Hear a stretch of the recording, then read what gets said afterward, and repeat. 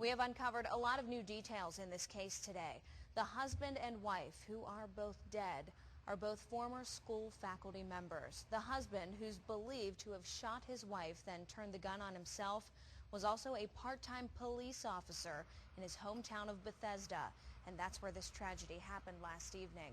Tonight, there are many questions as to how this situation went from what deputies thought was a domestic situation that calmed down to now 2 people dead. It all started with deputies responding to a domestic violence call on Noon Road. Just about an hour later, deputies returned to the scene to find Frank and Bonnie Koci dead.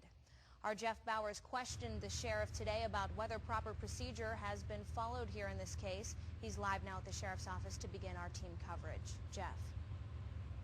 In talking with the sheriff today, he calls the situation both unusual and unfortunate. We're talking about a couple in their late 60s that had been married for decades. The deputies here got the original call from the couple's daughter who wasn't even at the home. The sheriff says there was no threat of domestic violence when the deputy arrived, and that deputy was right to leave when they did.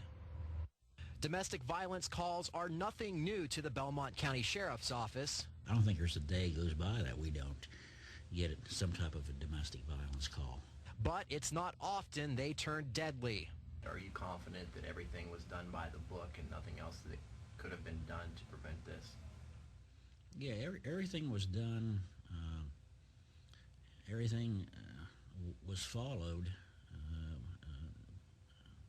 procedurally. The words of Sheriff Fred Thompson after a deputy responded to a domestic call only to see an apparent murder-suicide an hour later. The deputy had no reason to make an arrest.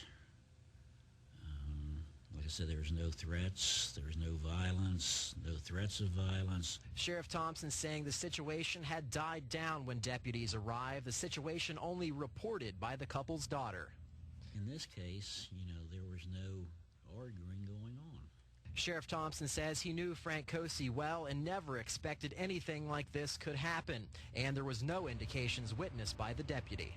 In your opinion, there's no way anyone could have seen this coming based on the information that they gathered after the first response? No.